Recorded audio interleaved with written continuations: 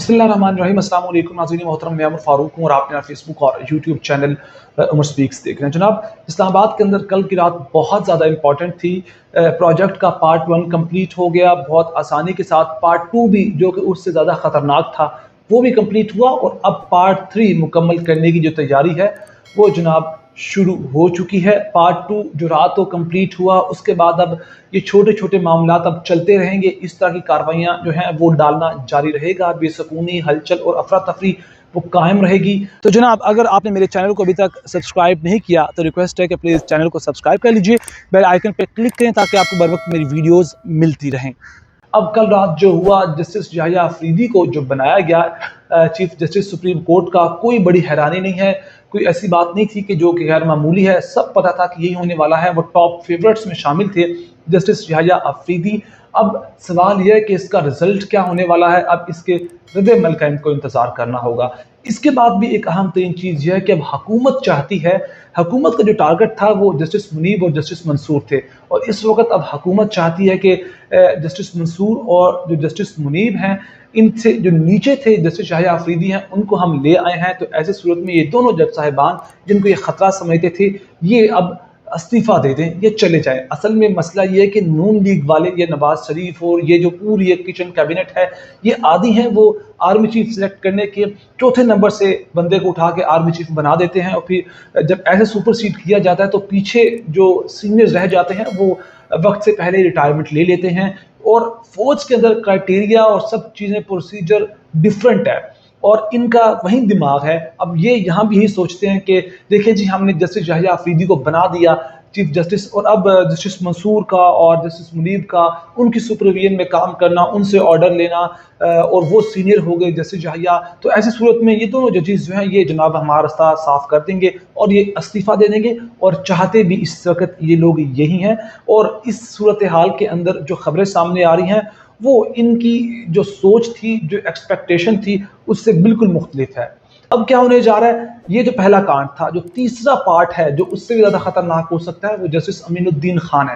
आपको पता होगा जनाब, इन्होंने एक कॉन्स्टिट्यूशनल बेंच बनाना है 26वीं नई आईनी तरमीम के तहत, और उसका जो प्रिजाइडिंग जज कॉन्स्टिट्यूशनल बेंच का होगा वो उसको जनाब वो लगाएंगे ये जस्टिस अमीनुद्दीन खान को, क्योंकि ये एक तरह से रिजेक्ट कर चुके हैं जस्टिस मुनीब को, जस्टिस मंसूर को, और जस्टिस याहिया को बना दिया चीफ जस्टिस। अब जस्टिस अमीनुद्दीन खान को जनाब वो आईनी बेंच का सीजे लगाएंगे। यानी कि इस वक्त एक बात क्लियर है कि जो सुप्रीम कोर्ट का जज है वो इतना पावरफुल नहीं होगा सियासी मामलात में, आईनी मामलात में, जितना वो प्रिजाइडिंग जज होगा आईनी अदालत का, आईनी बेंच का वो होगा। तो लिहाजा जस्टिस अमीनुद्दीन खान भी इस वक्त इंतहाई इंपॉर्टेंट सीट पर आ सकते हैं और लाए जाएंगे। खबरें कन्फर्म है।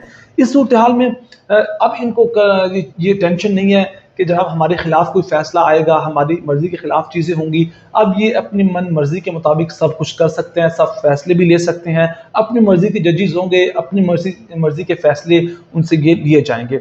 अब इस बड़े ऑपरेशन की दूसरी जो वजह है ना, मुझे लग रहा है ये जो इस वक्त आईनी तरमीम हुई, जस्टिस मंसूर को निकाला गया, जस्टिस मुनीब को निकाला गया, इसकी सबसे बड़ी वजह जो इस्टेब्लिशमेंट के सामने रेजिस्टेंस पिछले चंद माह में जो अदलिया की जानिब से देखने में आई है, तो उन्होंने कहा क्यों ना हम इस मसले को जड़ से उखाड़ दें। क्योंकि पहले ऐसा होता रहा है कि अदलिया को अपने साथ मिलाकर चला जाता था, लेकिन कुछ मामलात ऐसे हुए जहां जुडिशरी ने ठीक ठाक रेजिस्टेंस दिखाई है।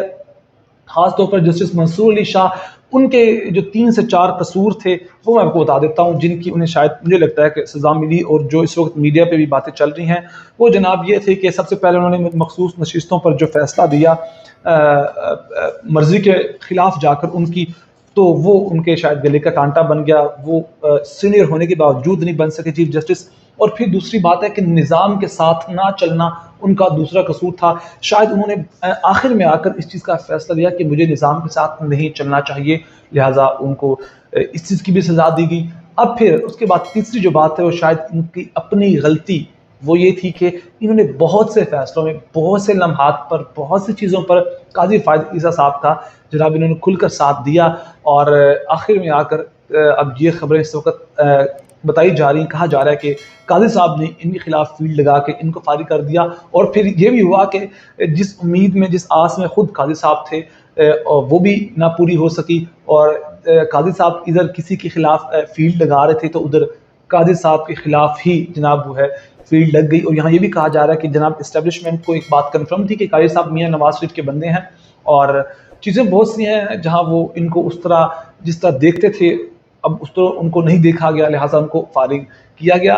तो जो पावरफुल लोग थे, मंसूर अली शाह हो गए, ये जस्टिस शाहिया हो गए, और ये इनको साइडलाइन कर दिया है। ये अलग बात है कि जस्टिस शाहिया, जस्टिस मंसूर और जस्टिस अतर मिनल्ला ये जो हैं ये एक ही कैलिबर के जज हैं, ये एक ही तरह से काम कर चुके हैं। अपनी एक लॉ फर्म थी, प्रोफाइल था इनका, मैं आपको बताऊंगा आगे चलकर कभी नेक्स्ट वीडियो के अंदर कि क्या जनाब इनके ताल्लुकात थे, और किस ये जो जस्टिस याहिया अफरीदी हैं ये भी बहुत कम्पिटिटिव हैं। इनका कोई दागदार किस्म का माजी नहीं है, गैर जानिबदाराना रहते हैं।